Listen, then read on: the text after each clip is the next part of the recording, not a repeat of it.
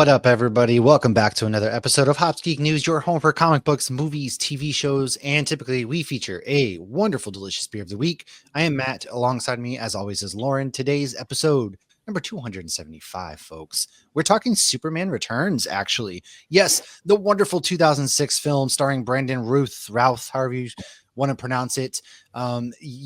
This might be one of those forgotten films, but there's good reasons. There's also good reasons that the movie existed, and there's some not so good reasons. So we're going to talk about all of that good stuff. But first things first, we like to go into our beer of the week. Then we talk about what we are reading and watching, some news, and then our main topic. So go ahead, like, subscribe, share, follow all that stuff on Hops Geek News is where you can find us.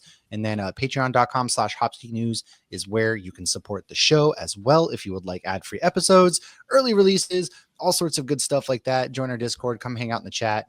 And my beer, I don't really have a properly themed one, I guess, but it's Juicelius from Treehouse. It's one of their more special ones. It's a exciting rendition of Julius featuring a proprietary blend of fruit added before packaging and a little Treehouse magic. It's 6.8%. It's just a IPA. I didn't really have anything themed to this, I don't think. I kind of panicked. I got scared. That's what I have. Lauren, what are you got?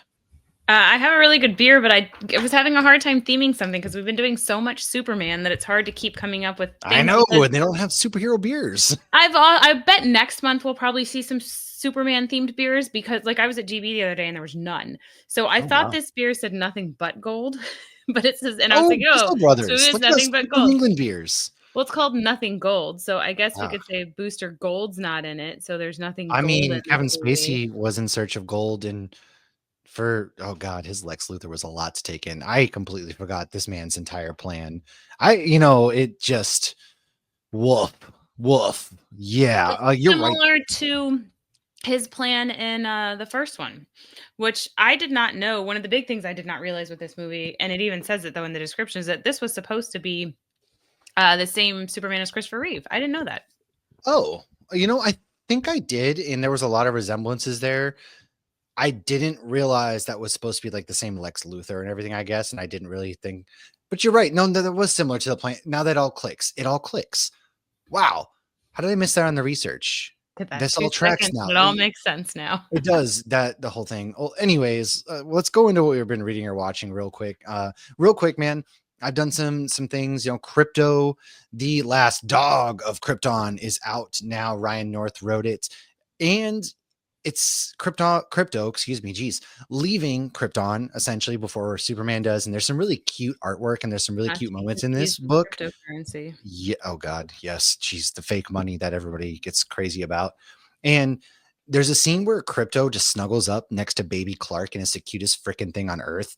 And honestly, man, it was a good book. There's, Krypto's not going to speak, but there's a really surprising part at the end of this book too, that, didn't see necessarily coming, which is kind of cool. And so from there, I also read Absolute Flash issue number 4. Jeff Lemire's on it. Really, really good. This is kind of a issue that kind of stays. The first 3 issues are very breakneck speed, while he's figuring things out. This issue, he takes that step back. It's allowing us to breathe and develop the story a little bit more. We meet Linda Park. Wally has met a couple other people. Grodd doesn't like being cooped up, so he's off on the run. And it ends on a cliffhanger, setting some stuff up. And there's a Thawne is in there, but it's not the Thawne you would think.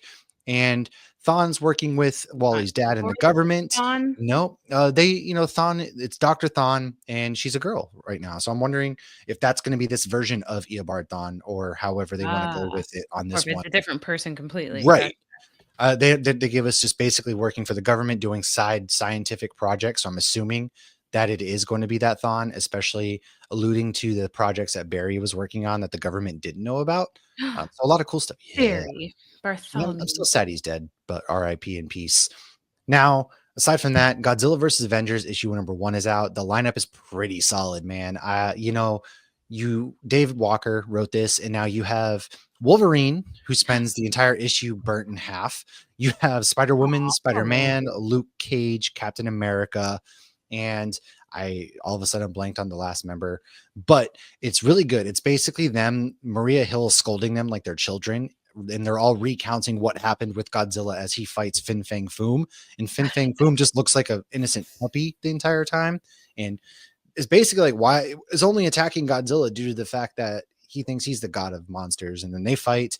Wolverine gets roasted by Godzilla's blast, so Wolverine's like half burned. It's pretty hilarious, and they're all recounting what went down in various different ways. And Jet Jaguar makes an appearance, and Maria Hill is just absolutely losing her mind. It's a really Why I'm picturing Robin like yelling at like Barney, like and Ted basically for doing her something yelling at stupid. Patrice, but this time There she's you yelling at the go, Avengers. Patrice. Okay, That's even what it better. is. Essentially, yeah, that's what this issue is. It's great. She's in charge of Shield in this, so it's great. It's a fun and different take on the Godzilla universe that we've gotten. And then Aliens versus Avengers issue 4 wraps up that from Jonathan Hickman.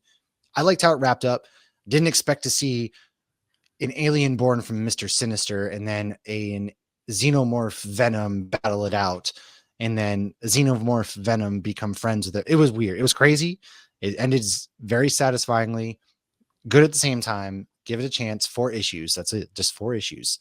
And you can see Old Man Logan, Old Man T'Challa, Old Man Carol Danvers, Old Man Steve Rogers. Carol Danvers. I said old man. I was on my old man. I'm sorry. Oh, geez. Oh, God.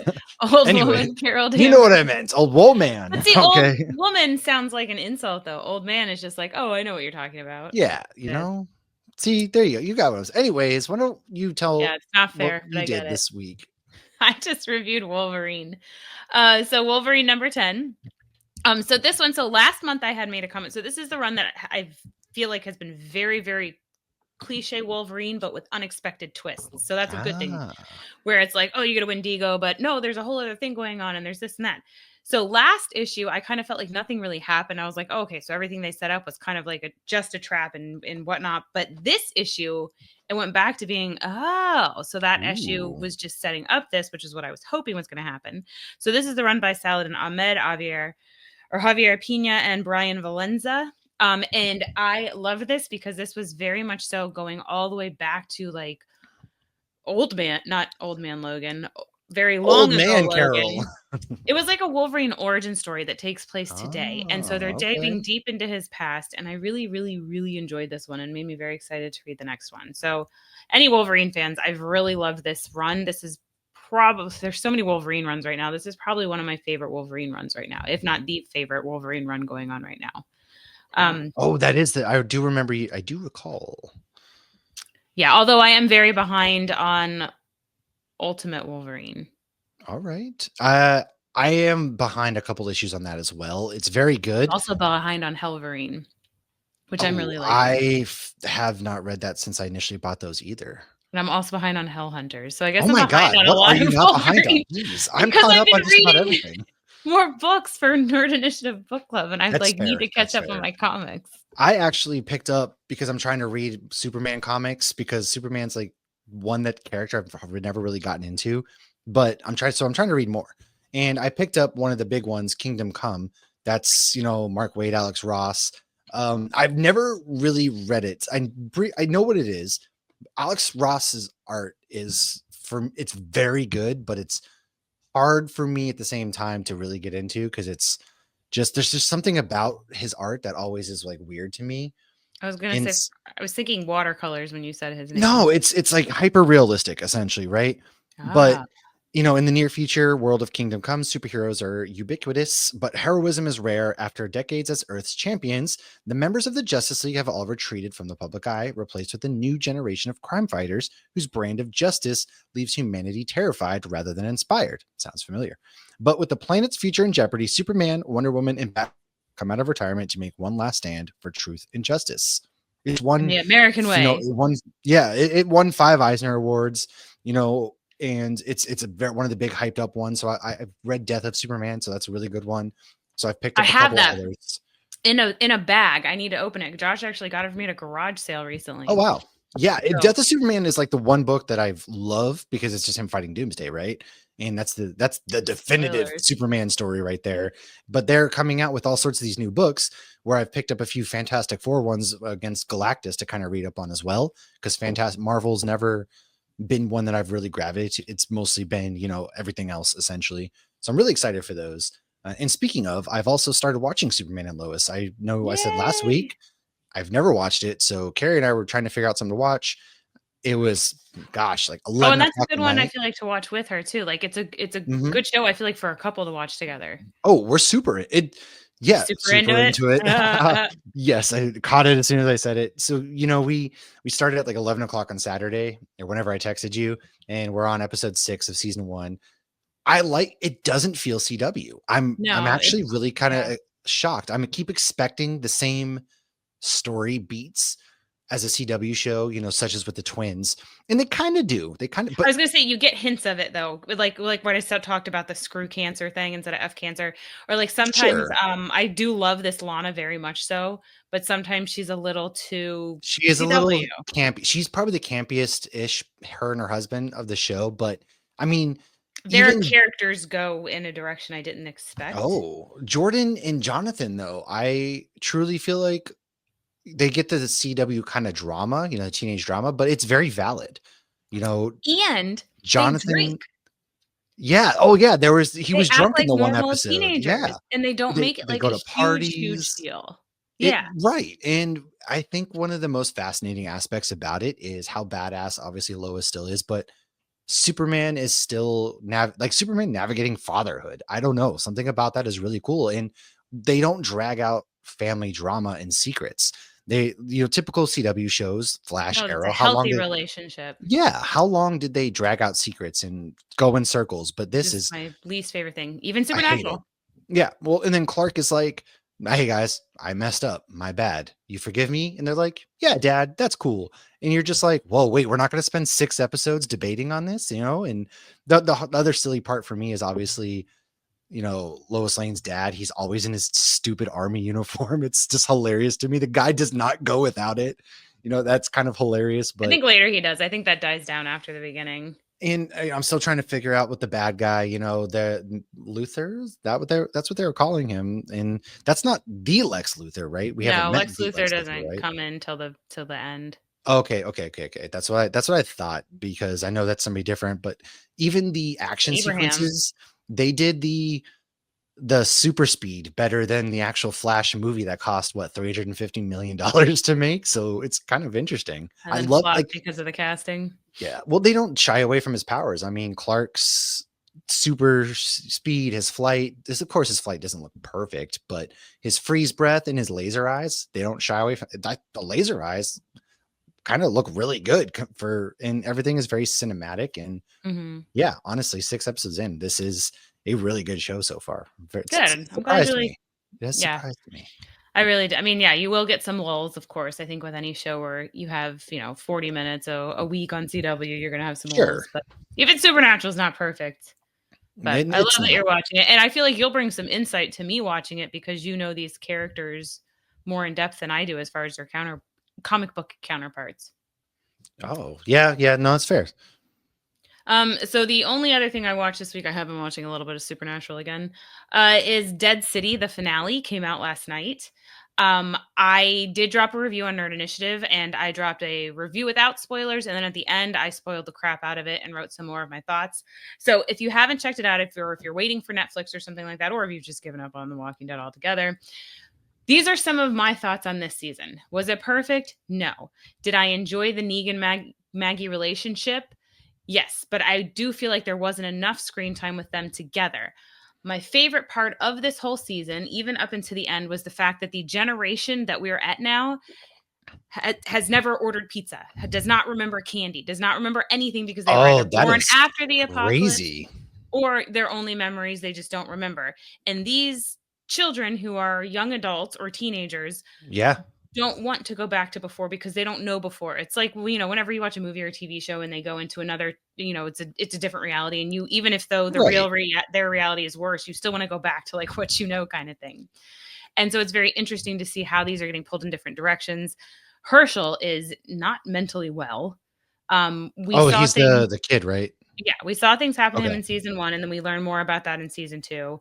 Um, Negan Negan did go places I didn't expect, like Jeffrey Dean Morgan said, but the places he went, I don't know if I wanted him to go there, but he did. Okay. So So you I don't. were not upset with the way he went, or It's You're interesting just because kind I of don't surprised. know if I want it's like, I don't know if I want Negan to be a good guy or a bad guy. I don't know. But then when I see him going certain directions, I'm like, "Wait, what is he doing? Why is he doing that?" So, season 3 has not been renewed. I don't know what's going to happen. We shall Oh, they see. haven't I really automatically renewed it yet. That's interesting. as far as I know, no. So if you wanna know more of my opinions with spoiling it, you can go to Ooh. nerdinitiative.com. I'm trying to be very vague. It's kinda hard to review It something is really and hard, not yeah. spoil it. But I felt like it was worth watching. It was definitely an enjoyable show throughout. But it Right. didn't, there was a place I wanted it to go that I probably would have been upset if it went and it didn't go, so I really don't know how to feel. I don't And know. I think interesting. we just Well, need more Maggie Negan interaction. There wasn't enough of that. Their feelings are too right. subtle. They don't know how they feel about each other. They don't know how they're supposed to feel about each other.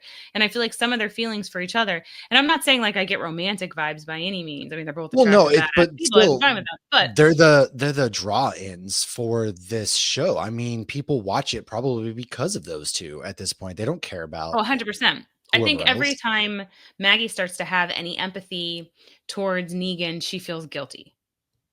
That oh, that I mean, well, it makes sense, right? Because obviously the things that he did. Oh, look, my other Right. computer finally turned on, but But the whole thing with her and Herschel is Herschel's pissed at her because his entire life she never got over this.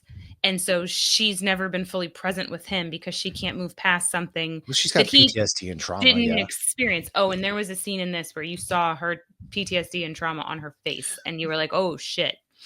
Well, it's hard, right? Because he's grown up in this post-apocalyptic world, whereas they have all experienced life, like real life. And so he Well, only yeah, knows the one thing and that's it. is Whereas there death was and this losing whole people. yeah, and it's just it does make for interest. I like the psychological aspects of that and the different generational aspects of that. So I like that they do lean into that kind of stuff because it makes for good compelling things. I mean, it really Yeah. does. And Well, speaking of, go ahead. Well, I was just gonna say, I feel like with Maggie too. I think once she found Glenn and they found Alexandria and they intentionally got pregnant, I think she thought like, "This is how we survive in the apocalypse. It's going to be okay." And then, one day she thought she was having a miscarriage, and then she loses Glenn, and so her whole world and expectation of how she was going to survive the apocalypse was completely flipped on its head. Like she found something Right. good in it, and while she still has Herschel, this wasn't the apple pie zombie It's not. apocalypse life she thought she was going to get. Yeah. And it's not, it's very interesting, right? You see that, and then you compare it to something like The Last of Us, where the citizens of Yellowstone are able to kind of live that life a bit. Yeah. And, I or also Go ahead. no, it wasn't Yellowstone. You know what I meant. You still got it. Yellowstone was, Sweet Tooth. Yeah, I'm thinking of, gosh, I can't Jackson remember Hole. what it's called. It's Jackson Hole. Jackson Hole, Yes, see, I've been told to you all that. those places too. I should know this. Well, I also think what was interesting in this was the walkers, while there were still times and moments where the walkers were scary and created an obstacle, for the most part, they're resources in this season, not obstacles. So that's kinda cool. Oh, that is interesting. And That's all I got. I was just going to say, speaking of this past weekend, 28 Weeks Later came out, which I hopefully have seen and can talk about. Hopefully there is some sort of something I can put out in regards to that movie, because it's another zombie film on the topic of zombies. It's 28 Days Later was very, very good. Cillian Murphy. And then 28 Weeks Later, yes, was Jeremy Renner. And then Mm. this one, I don't remember who all is in it yet, but it's supposed to be really, really good, or hopefully it looks really good. It's 28 years later. I'm pretty pumped. So hopefully that's out and we'll have some sort of review. But we only really have one piece of news But it's this just some week. big freaking news. Why don't you take us away on the news here? This is pretty big news. Spaceballs the movie 2 is coming in 2027. Ah, Rick Moranis is returning along with Bill Pullman and his son, Louis Pullman, as well as 98-year-old Mel Brooks will be oh my returning gosh. as Yogurt. I I hope he can't makes it, believe Mel man. Brooks is coming back. I truly cannot believe that Mel Brooks is back. Did you I watch the teaser for it with the I scroll? did. I did. That was And fantastic. I'm liking, obviously, Rick Moranis coming back is awesome because, after his wife passed away, he disappeared. He quit acting so that way he could take care of their kids, which I don't blame him in the slightest. So Right. anytime we get Rick Moranis back, I love that man. I think he's such a stand up dude from any interviews I've seen. I mean, to just When I'm quit sure his kids are Hollywood and grown stuff. now. Oh, well, yeah. But the fact that they're grown, but he never quite fully stepped back into the Hollywood light, but And he was he huge. was. I mean, Ghostbusters, Honey, I Shrunk the Kids. He was Little Shop of hilarious. Horrors. Yeah, Yeah. he was a massive, massive actor. And to step away like that, now he's coming back for this movie, which I'm interested to see. What do you think they're gonna do with Barf? Oh, somebody else brought that up. I feel like that's gonna be the hardest thing. It's like they can't not have Barf. You can't not have a Right. Chewie. I don't know. Especially I feel Bill like Pullman coming back. So yeah, I'm curious. somebody suggested Zach Galifianakis, and I instantly like Eh, cringed. I didn't love him in Lilo and Stitch. I did see Lilo and Stitch last week. I think Zach Galifianakis was my least favorite part of that movie. I did not care for his character. I'm forgetting what his name is, but I don't know. I didn't love it, so I don't want him to come back as Barf. It's you need. I don't know. You need like someone like Chris Farley, which you can't bring him in either. So I don't know. That'll be a hard one. But well, yeah, right. I Like, wonder if they'll cast somebody young and it'll be Barf's son, and Barf won't be around anymore. because I'm trying to think of actors now who fit that profile, and That just seem nope. I mean, genuinely sweet and nobody funny. fits John Candy or Chris Farley's shoes. Obviously, I mean, John Candy is his own thing, and nobody quite fits that. So I'm trying to think of, please God, don't let it be like James Corden or somebody stupid, which I don't think they would do Oh, to ruin that legacy. They might the way they might do it, he might not be there. I don't know. He truly might have passed away, but you're right. How would they do this without a Chewie like character? I don't yeah, know. So I guess I'm sure we'll get that casting news at some point. But for right. it, at first I was surprised. Wow, 2027. That's really soon. But then Mel Brooks ain't getting any younger. That dude is 98 years old. Yeah. And the rate the world's going, I hope he at least lasts and finishes this movie as well. And then Lewis Pullman, I love. We love Lewis Pullman I mean, around they could here. do Big fan. anything. Yeah. They They could could. make Bill Pullman a Force ghost, and it could be all about, That that Lewis Pullman and maybe Barf's daughter and their couple. Who knows? They could I didn't even think Spaceballs. They about could do that. anything. Yeah, you're right. I didn't even consider that. That would be kind of funny. You're And then right. maybe he comes back at the end and they're like, somehow he returned. So you have Somehow he's back. so much more content to pull from. And you even saw that in the screen roll with like, oh, we have a TV shows and a sequel and a prequel and a sequel for the prequel and then and like it's Yeah, like yeah. and a TV show that's with based on a movie, and then they did I was like, oh my There gosh, is a this is all ton. correct. Yeah. So We'll see.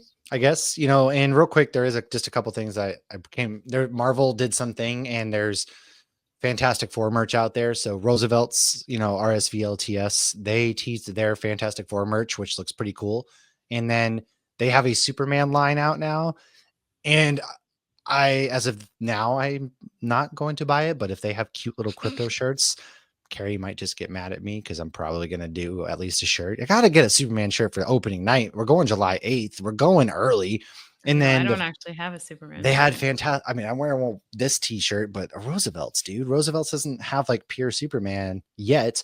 And then they're gonna have Fantastic Four. There was Fantastic Four Crocs, which I didn't honestly love the Crocs. I will be honest there, but there's a lot of cool merch coming down the pipe. But I forgot basically now. So we have 28 weeks later, and then we're going into Jurassic Park on July 2nd. Then we go at Superman. And then we have Fantastic Four not long. So July, we're shaping up for a good month of movies. I can't wait. Hopefully you guys got your tickets to all of those good stuff. But let's go I ahead only and have Superman. well, I didn't buy tickets yet for Fantastic Four and things like that either because I didn't need to unless they're doing another early showing like they did with Superman. That's the only reason why I Doubt did it. Superman was because they're doing the July 8th. You never know. I don't know. I don't know. I doubt Prime will do unless they do it with somebody else. Unless, I did watch Warp Tour on Amazon Prime this past weekend. That was fun. Man, and now they've announced Warp Tour next year in DC, July 13th and 14th. So we got to look at the cruise dates for Disney so they don't cross over because I got to go to Warp Tour and then we got to do our cruise. And I will definitely not be buying Warped Tour tickets again. I kind of want to, if I can finagle it, I I'm gonna would buy my gladly take tickets. yours I because haven't even talked to Josh, but I have well, zero desire. legit, your show has so many good Two bands I know. love. There's so many good bands. And I they're love both about your bands show. I've seen at Disney. Well, it's hilarious because meanwhile, me over here, I'm like, your show is the best one on the Warp dates. You've got everybody. Sayos and A Day to Remember, Simple Plan, I God, want You're the Strong. same lineup from 1999. I want Blink 182 out there. I want Eminem You're out not. there. I Although they want did, okay. Newfound Glory on the local stage again. Hear me out. because When We Were Young, they did have Blink-182 there the second year, because I went to the inaugural When We Were Young and they had everybody, and then the next year Blink played. So maybe Warped Tour might have some of those returnees. Yeah, Now that it's like a big festival kind of like that, it's not an all summer long thing. Maybe they right. do. I mean, we Maybe. buy Tortuga tickets all the time without seeing the lineup, and it's always hit or miss with the lineup, but there's always a lot of people that we like and know, and we're on the Yeah. beach. Like, this is, like, not on the beach, Warped and Tour is I my know speed. 2 I people. belong there. I don't belong at Tortuga. So you flipped. It's I funny. belong at Tortuga. I need Yeah. some Ludacris and Luke Combs in the same Not me, concert. man. I need a mosh pit. I need to get elbowed in the face. I need to be sweaty. My I need feet need some to line hurt. dancing. I need to jump around. I need to feel people's stanky breath on mine. No. Ugh. Anyways, with that note, speaking of stinky breath, let's Like, go ahead and so take a quick sunscreen. commercial break and be right back with some Superman Returns. Bunnytail Designs Co. is out of this galaxy, with bags for any and every occasion you just may need. Maximum effort was put into every bag, and there's koozies too. Whether you're raising muggles or wizards, these are the bags for you. Or hunting demons, or running from demigorgons, or traveling the galaxy. So get a bag and peep that fit. Great for kids too. Cheers. All right, dudes, we're back. Superman Returns. We're here. The 2006 film starring so many crazy, Pretty faces. pretty faces. You're right. They are pretty faces. So we got Brandon Routh. We've got Kate Bosworth as Lois Love Lane. her. We've got Kevin Spacey as Lex Luthor. We got James Marsden as Richard him. White. Parker Posey as Kitty. Sam Huntington as Jimmy Olsen. Like, this cast is stacked, man. I'm just Cal Penn is even in this movie. As like a nobody. Kumar. It's like no lines. He's just there. He's just there looking scared the whole This is time. like right after what, Van Wilder or something. We're like, yeah, we'll just throw you in. What? Yeah, he's that kind of height there, which is crazy. But you were right looking into it. Essentially, it was directed by Bryan Singer, written by Michael Dougherty and Dan Harris. It is on Superman. It serves as the homage, if you will, sequel to the Superman 1978 and Superman 1980, ignoring the events of Superman 3 and Supergirl and Superman 4. The film stars Brandon Routh, we know that. In the film, Superman returns to Earth after 5 years and discovers that his love interest, Lois Lane, has moved on from him and that his arch enemy, Lex Luthor, is planning to kill him and reshape North America. Dun, dun, dun. Dun, dun. Yeah, so this movie was made, it $223 million in box office was $391 million, and it came out during the height of all of those crazy superhero films. I mean, Fantastic Four, you had Spider-Man, you had X-Men, all of those early 2000s film. And I can honestly say this was probably the better one of those early 2000s films, aside from like Spider-Man 1 and 2 and maybe X-Men 1 and 2. Yeah. You didn't like 2? I like 2 is my favorite, maybe because it's more focused on Wolverine. Maybe, yeah. I guess, I don't know. It was definitely more adult, but James Marsden, early 2000s were not kind to poor James Marsden. His girl was getting swooped left and right. His kid's not actually his. Like, it's James Marsden, man. Who did he make mad? Even in Enchanted, he lost the girl. I mean, he got, Idina Menzel, but like everything he's in, he's like, I don't know. I don't get it. Enchanted, X-Men. This movie. Well, in an X-Men, he literally marries the girl, and we still view him as not getting the girl because the other guy was Wolverine. Yeah. Exactly, right? I mean, and then he dies. Doesn't he die? Yeah, she kills him. And so then he ends up dying. So his girl kills him. But other than one kiss, Wolverine never gets with her. Okay, but to be fair, Sonic didn't steal his girl. Okay, he got kind of lucky. Sonic never stole his girl, so he's moved on from that. Dude, James Marsden. He's so handsome too, and he always plays a nice guy. He doesn't play a jerk, and he still doesn't get the girls. He did nothing wrong in this movie. No, absolutely, he was so supportive. He put his life on the line to help Lois save Superman. The kid wasn't his. All right. Like, And yeah, he's the actual hero. Superman chose Metropolis over Lois and the Kid. He chose Lois and the Kid over Metropolis. yes. And then he goes back and pulls Superman So out I of the feel water. like should we talk about what happens in this All movie? right. Go ahead. Why And don't there's you- more to yeah. get to in Arrowverse too. Like it gets even worse in Arrowverse. Okay, Oh, so does it? Okay. Go ahead. Yes. so this actually came out 19 years ago this month, June 30th. And there is also 19 Dang, years we're a year between early. I'm the sorry. last Christopher Reeve played when he played Superman and this movie Oh, came wow. out. So just seeing those time differences, I always think is just crazy. It gives you like perspective of how much time has It really lost. does. Yeah. Okay, so the remains of Krypton have been found. So Kal-El leaves to go find them and has returned to Earth 5 years later. Lex got himself a sugar mama and got everything when she passed, and she got him out of jail. Fun fact, this was actually one of the Lois Lanes from the 1950s show. And once again, he has a hot sidekick. Shout out to Parker Posey. Cut to Clark. She's so unhinged in this movie. Oh my God. But all of his gal pals are. And they all That's seem true. like they're stupid at first and they're not stupid, but he uses them and then it backfires. That happens in every Gene Hackman one. Yes. So they did keep consistency and make it less campy. That's true. Okay. That is true. But it's still campy. So, okay, so we see Kumar. Woohoo! So we cut to Clark crashing back into Smallville and into the arms of Martha. Lex goes to the Fortress of Solitude with a nod that he's clearly been there before. Lex has Jor-El tell him everything about crystals. Now we're back in Metropolis. Clark heads to the Daily Planet where he sees Lois has won an award for an article called Why the World Doesn't Need Superman. Oof. And he sees a picture of Lois with her son and a very long engaged fiance, James Marsden. Double oof. Jimmy, however, tells Clark he thinks she's still in love with you-know-who. Ooh. And again, nobody puts together that Superman and Clark are back at the same time, but whatever. I know. Clark's back. Hey, so is Superman. Wait happened a to- minute. I feel like that's the most inconsistent thing is Lois Nobody pushing that he's Superman. Because nobody she was- even pays attention to the fact that Clark mysteriously shows back up at all. They do have a moment where they're like, how much does Superman weigh? How tall is he? How much does Clark? And then he does something goofy and smiles and they're like, nah, that can't be him. All right. Meanwhile, that's another shout out to Lois and Clark because Clark in the TV show Lois and Clark, Tyler Hoechlin, is genuinely innocent as Clark. It's not an act. And I love that. He's Okay. such a good actor. Yeah. He is. I love him so much, but he's still badass. Even when he loses his powers, he's still badass. Okay. Oh. Unlike Christopher Reeve. Sorry, Christopher Oh. Reeve. Rest in peace. We love you. So, meanwhile, Lois is on a plane with a shuttle attached to it. Shit goes bad. So, of course, Superman is suddenly back in the same day that Clark's back. Although he seems a bit rusty at first, he lands the plane in the middle of a baseball game. Shockingly, everyone seems all right. And this is a plane full of reporters. So, of course, they all start trying to question him. Then the two Jimmy Olsens hug because Clark was actually at a bar with Jimmy, and the bartender was Jimmy Olsen from the 1950s Superman. Oh, okay. So yeah, so the two Jimmys hug, which is super sweet. And then Carrie demands that Lois cover Superman and Clark has to cover the blackout because there was a blackout that caused this, and Lois is all Yes. about that. She doesn't want to cover Superman. She's mad at Superman. Lex goes to the museum for some stuff he needs. It's kryptonite. And they use Parker Posey With as a that awful wig. distraction. Yeah. But he cuts the brakes for Parker Posey's character, and of course she's screaming and Superman saves her. And she's like, you didn't have to really cut the brakes.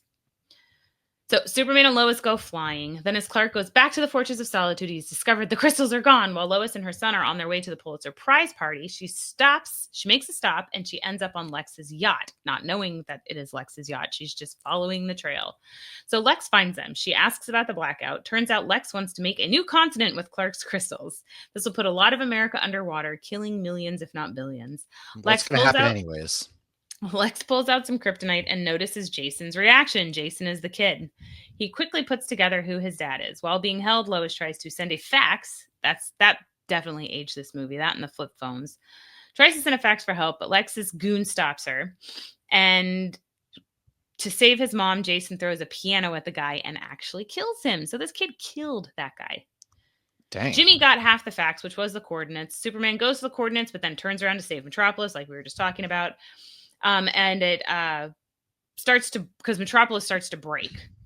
But Yes. James Marsden comes through on his actual plane. And as the crystal pierces the yacht that they're in, Richard, who's James Marsden, holds his son and a knocked out Lois as they sink. This was a very, they're going to be okay, but it was still a very sad moment. Dude, their son is so nonverbal too. He's just chilling there the whole time.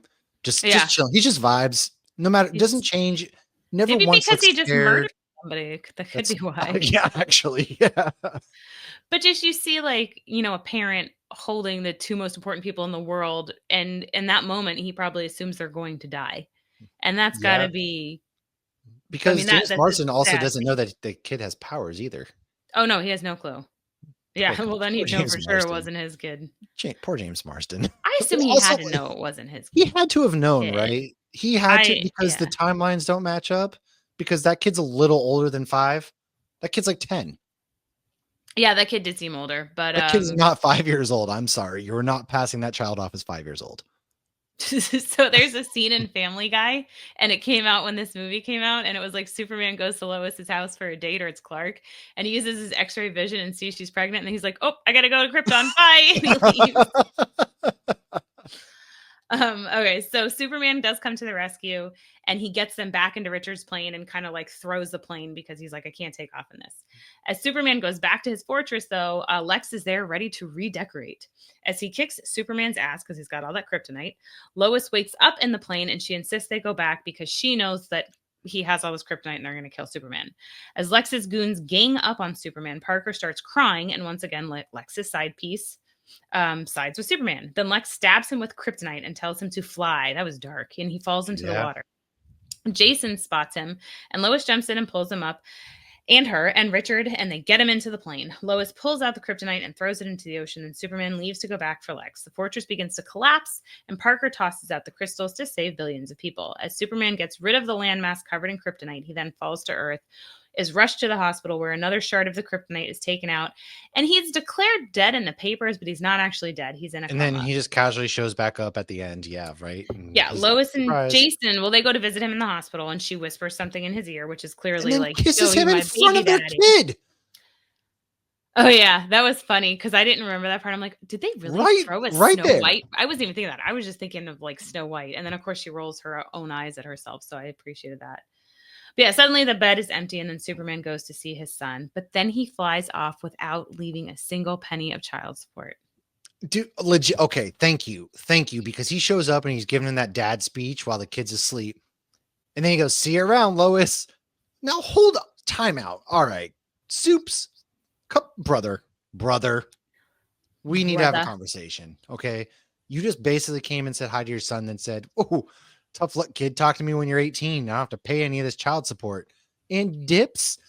And then Lois like doesn't know you're Clark Kent at all still. This is just very uncharacteristic. Okay, so here's my issue too. In the second Superman is when she sleeps with him. But one, she sleeps with Clark, or she sleeps with a non-powered Superman. Right. First, yeah. So maybe the powers are dormant. Maybe they're still, or maybe, whatever. They had sex immediately. Maybe his sperm was still super. But then he makes her forget about that. So it's like, what? So did he? But then she knows that Superman's the dad. What? Right. Yeah. It's like, did she just remember? So did he? Right. Did he just make her forget that Clark is Superman?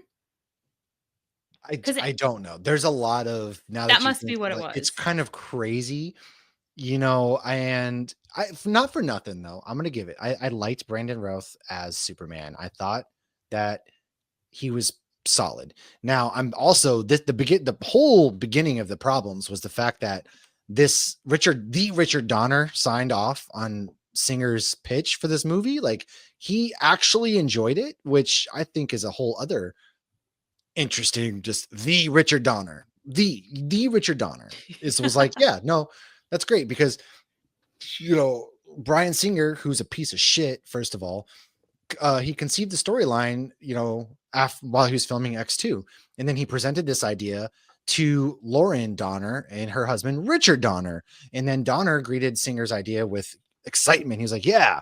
And now actually in March of 2004, Warner Brothers was trying to actually make Superman Flyby, which had a target theatrical release date of June 2006, and J.J. Abrams was actually supposed to direct or do the script and ended up dropping out in 2004. So then that's when Bryan Singer got approached by Warner Brothers to pitch his idea for this movie. And he was actually on his way to Hawaii for whatever with his writers from X2. And then they began outlining this in Hawaii. And that's when he signed on to direct the film. And Bryan Singer was not even a comic book fan, but he was impressed with the Donner's 1978 film and claimed it as an influence of his. And so he dropped out of X-Men The Last Stand to do this movie, actually. And he had the Logan's Run remake pushed back. And then this is when Superman Returns was financed 50-50 between Warner Brothers and Legendary Pictures. And that's when they, started all that stuff. And actually, Jim Caviezel was actually expressing interest at first to play Superman, but they believed only a unknown actor would be suitable for the part. And that's when Brandon was basically cast and all of that stuff. And fun fact, Brandon Routh actually auditioned for Clark Kent in the TV series Smallville, losing it to Tom Welling, which is but then they both were in, they both played Superman in Crisis on Infinite Earths, which I want to talk about that before we go into the fun facts.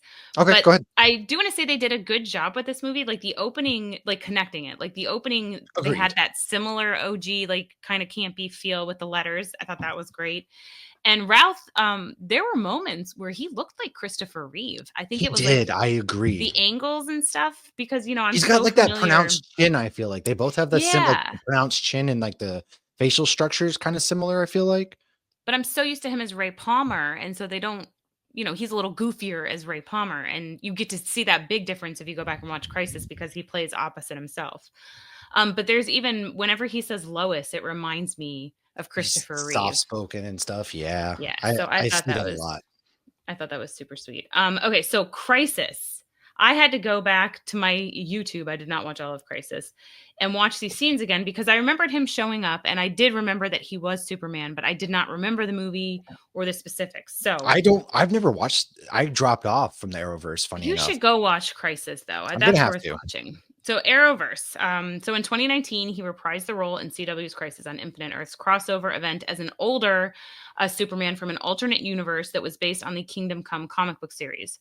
So Superman and Lois, this is from the TV show, Tyler Hoechlin, and I don't remember her name, and Lois, along with Iris, go to Earth 96, and they meet Brandon Routh's Superman as they're hunting down their Lex. Oh. And of course, their Lex is the nephew of Gene Hackman, from Superman 3 or 4. I can't remember. Anyways, because it's the guy from Pretty in Pink and 2.5 Men. And they do so Routh Superman meets Arrowverse's Superman and Lois's son, because they only have the one son in this, because this is a different multiverse. And he says in this, he looks just like my son, Jason, which means poor James Marsden did end up getting divorced, because then he mentions that he did marry Lois and that she was killed alongside Perry White and Jimmy Olsen when the building was gassed by the Joker, because the Joker felt the Daily Planet didn't give him enough attention. So this Superman was the paragon of truth, which is why they were looking for him. James Marsden character is never mentioned, but he does marry Lois, and Jason is still alive. And so he does say that Jason is his son. They do make a comment like, whoa, this guy looks just like Ray Palmer. So they do say that like immediately. As a paragon, he was supposed to be one of the 7 surviving individuals in the multiverse before Lex Luthor of Earth 38 rewrote reality and replaced him. In the end, he was resurrected, though, when the Spectre and the Paragons restored the multiverse, including restoring Earth 96, where he was from. And we see Routh as Superman fly by and give a little Superman nod. Wink.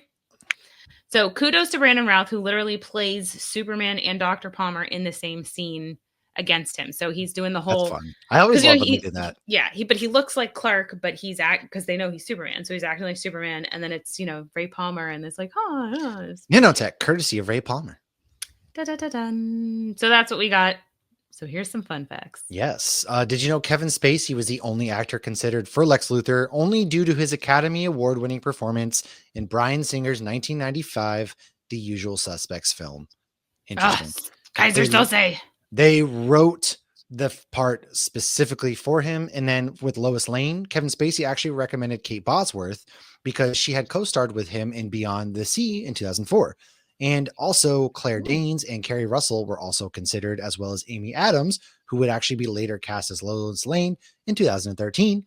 She had auditioned in 2005, and she previously auditioned for Lois in 2003 when Brett Ratner was planning to direct Superman Flyby. So she was really gunning for that role.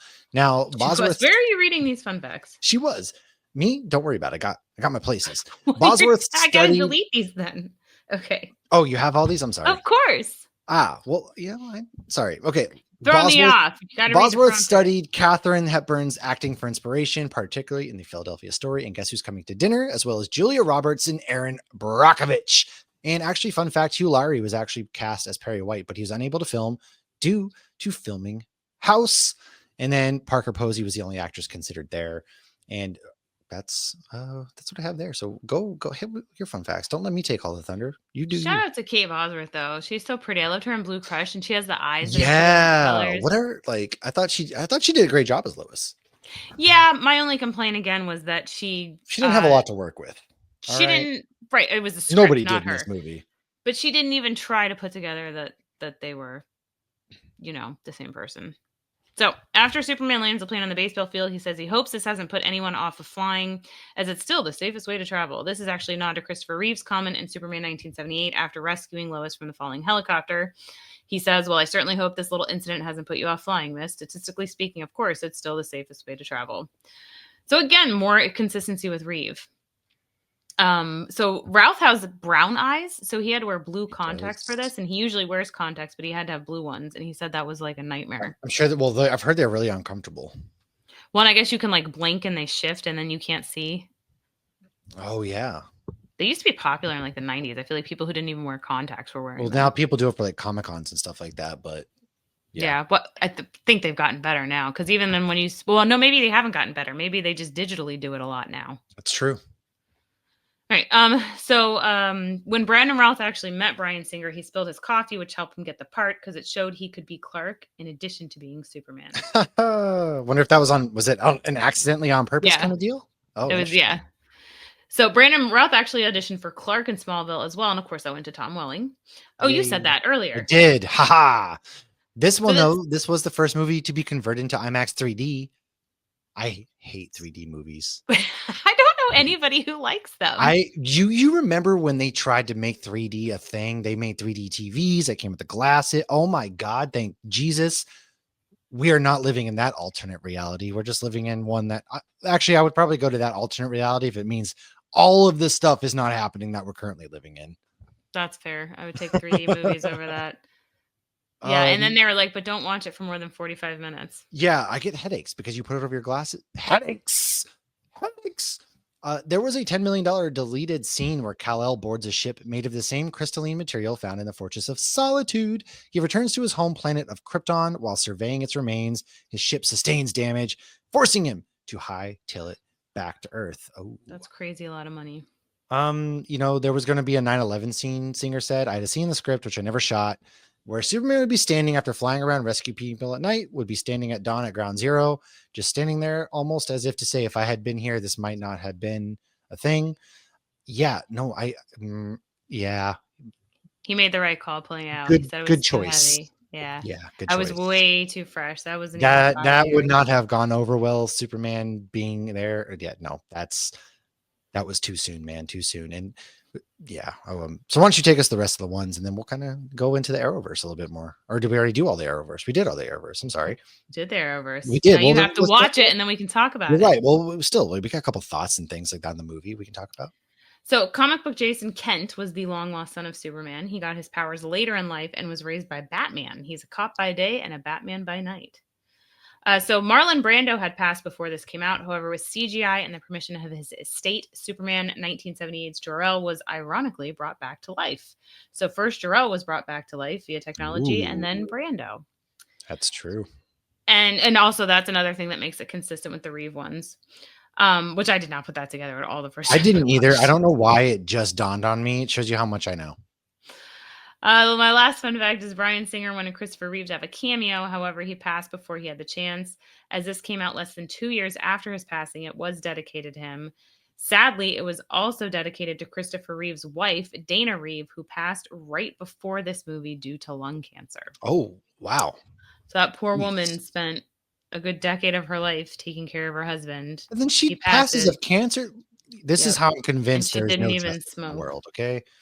You got things like this happening while the Kevin Spaceys of the world are out there just as bad as his damn wig in this movie. First, again, this movie's unhinged. I liked when He the has kids a screamed at the wig collection. They walk onto the boat Or and they no. see a line of wigs and they freak out. Yeah. I'm like, yeah, I would too, because that is ridiculous. And this movie, it makes a lot of sense now too, because I feel like so much of this movie is not even centered around the final part. It's got random moments of Kevin Spacey walking into the museums and doing in his little train station that he's got set up, but a majority of it is Clark Superman rescuing people, such as the plane, or just doing random stuff, or doing that interview with Lois where he flies her into the sky, and other parts like that. They never really. It just kind of everything happens at the end, and I feel like they made a mistake in not having him having an actual villain. They just went back to Lex Luthor, right? And Right. the whole comeuppance happens between the two of them all of 5-10 minutes, where Kevin Spacey's Lex beats his ass, and then all of that kind of stuff. And then, of course, he carries the thing into space, throws it off into the, although I don't know if he threw it far enough away to not be in Earth's gravity, but whatever. I know. It's And like, gonna come back to Earth and destroy it. literally, like, dude, you got to fly it a little further away. And then he falls to Earth. And also, the other funny thing to me was them wheeling him into a hospital.